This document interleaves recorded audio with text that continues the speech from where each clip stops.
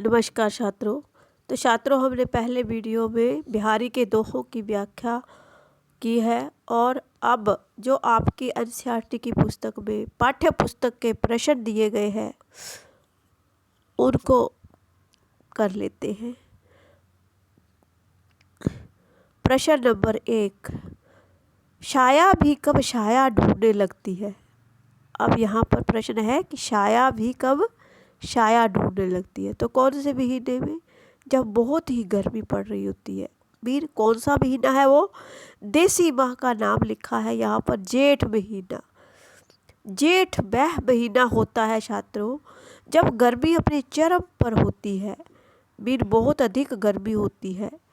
इस महीने में जब सूर्य सिर के ऊपर होता है तो वस्तुओं की जो परछाई है बिल्कुल छोटी रह जाती है। इस छोटी छाया को देखकर लगता है कि छाया भी वस्तु को की ओर गर्मी से बचने के लिए भाग रही है। कि जब छोटी परछाई रह जाती है और उसको देखकर ही कवि को लगता है कि छाया भी वस्तु को की ओर गर्मी से बचने के लिए भाग रही है। इस समय पेड़ों और घरों की जो छाया भी घर और पेड़ के नीचे दुबक जाती है। इस समय छाया बाहर कहीं नहीं दिखती। इस तरह जेठ महीने में छाया भी छाया ढूंढने लगती है। ऐसी बात कही गई है कि छाया भी छाया ढूंढने लगती है। प्रश्न 2, बिहारी की नायिका ये क्यों कहती है, कहिए सबहू तेरो हियो, मेरे हिये की बात स्पष्ट कीजिए। ये पंक्ति कही गई है तो क्यों कही गई है, इसका कहने का भाव स्पष्ट करना है कि इसमें क्या कहना चाहती है नायिका, बिहारी की जो नायिका है। तो छात्रों, इसमें बिहारी की नायिका ऐसा इसलिए कहती है क्योंकि नायिका और नायक का प्रेम सच्चा है।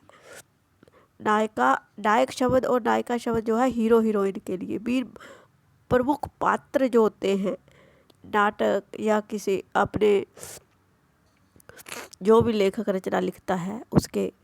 तो यहाँ पर बिहारी के नायक और नायिका का प्रेम सच्चा है तथा दोनों के हृदयों के तार आपस में जुड़े रहते हैं।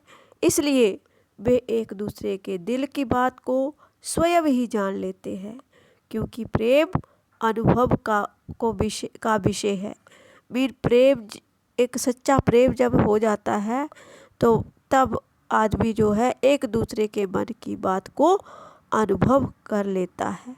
नायिका से अपने हृदय की बात ना तो पत्र के रूप में लिख पा रही है वो नायिका और ना ही मौखिक रूप से बिन बोलकर संदेश के रूप में भेज पा रही है। संदेश भेजने में भी उसे लज्जा आती है, लज्जा मीन शर्म आती है। सच्चे मन में राम बसते हैं, दोहे के संदर्भानुसार स्पष्ट कीजिए। मीन सच्चे मन में कौन बसता है? राम बसते हैं। इसके कहने का भाव ये है कि कवि बिहारी देखते हैं कि कुछ लोग भक्ति का आडंबर और दिखावापूर्ण भक्ति करते हुए प्रभु को पाने का प्रयास करते हैं। दिखावे की भक्ति जिसको कहते हैं उसको प्रभु को पाने का प्रयास तो करते हैं, परंतु ऐसे लोग हाथ में जप माला लेकर राम राम जपते हैं या राम नाम छपा वस्त्र धारण करके भक्त होने का दम भरते हैं। और कुछ लोग तो माथे पर तिलक लगाकर प्रभु को प्रसन्न करने का प्रयास करते हैं। ऐसी भक्ति कच्चे मन वाले लोग करते हैं। अब कवि कहता है कि ऐसी भक्ति जो है कौन करता है? कच्चे मन वाले लोग करते हैं। कवि का मानना है कि राम तो सच्ची भक्ति से ही प्रसन्न होते हैं। कवि मानता है कि सच्ची भक्ति से ही भगवान राम जो है प्रसन्न होते हैं, दिखावे की भक्ति से नहीं। गोपियाँ श्री कृष्ण की बांसुरी क्यों छिपा लेती है? तो छात्र, यहाँ पर पूछा गया है कि गोपियाँ क्यों छिपाती है श्री कृष्ण की बांसुरी। क्योंकि गोपियाँ श्री कृष्ण की बांसुरी उनकी प्यारी प्यारी रस भरी अलौकिक आनंद प्रदान करने वाली बातों को सुनने के लिए लालच के लिए, उनको लालच है कि वह श्री कृष्ण से बातें करेगी, उनकी बातों को सुनेगी, तो आनंद प्रदान करने वाली जो बातों को सुनने के चक्कर में लालच में लिए छिपा लेती है उसकी, अर्थात श्री कृष्ण से बातचीत करने के लिए गोपियाँ उनकी बांसुरी छिपा लेती हैं। बिहारी कवि ने कभी सभी की उपस्थिति में भी कैसे बात की जा सकती है, कैसे बात की जा सकती है, इसका वर्णन किस प्रकार किया है? तो इसका वर्णन किया है कि कभी बिहारी ने अपने दोहे में कहा है कि बैठक में घर के छोटे बड़े सभी सदस्य उपस्थित हैं, ऐसे में नायक नायिका इन सदस्यों की उपस्थिति में बातें नहीं कर पाते हैं, तो वे बातें करने का तरीका खोज लेते हैं। नायक आंखों के संकेत से नायिका से पढ़ने निवेदन करता है, जिसे नायिका संकेतों से मना कर देती है। नायिका के मना करने के ढंग से नायक प्रसन्न हो जाता है और मना करने के बाद भी प्रसन्न होने से नायिका खींच जाती है और बनावटी क्रोध प्रकट करती है, जिससे कि दोनों की आंखें मिल जाती है। वे खुश हो जाते हैं और मूक स्वीकृति बन जाती है। मूक भी जो बोल ना सके। अब नायिका नारी सुलभ लज्जा का कारण लज्जित हो जाती है। इस तरह नायक नायिका ने सभी की उपस्थिति में संकेतों में बात कर ली है। वे नायक नायिका जो है सभी के सामने भी संकेत में इशारों से एक दूसरे को अपनी बात समझा देते हैं।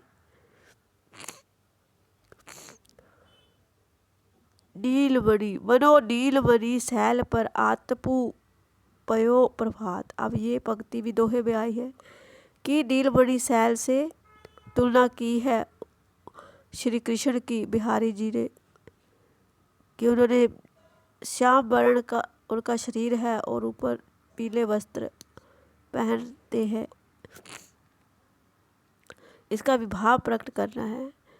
सांवले शरीर पर पीला वस्त्र धारण कर रखा है और इससे श्री कृष्ण का सौंदर्य जो था बढ़ गया है और उनके शरीर पर पीला वस्त्र ऐसे सुशोभित हो रहा है जैसे मानो नीलमणि पर्वत पर प्रभात कालीन सूर्य की किरणें पीली किरणें पड़ने से उसका सौंदर्य निखर उठा है।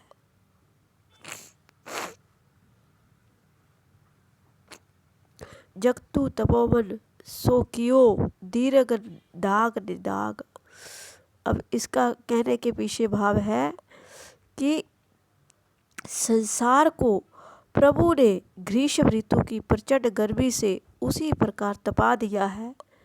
संसार को प्रभु ने ग्रीष्म ऋतु की प्रचंड गर्मी से उसे इसी प्रकार तपा दिया है जिस प्रकार तपस्वी तपोवन को अपने तप के द्वारा शुद्ध एवं पवित्र करता है।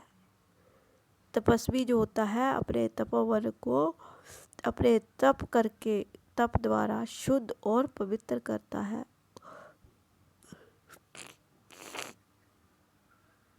जप वाला शापे तिलक सरेना को काम वन कांचे नाचे वृथा सांचे सांचे राम।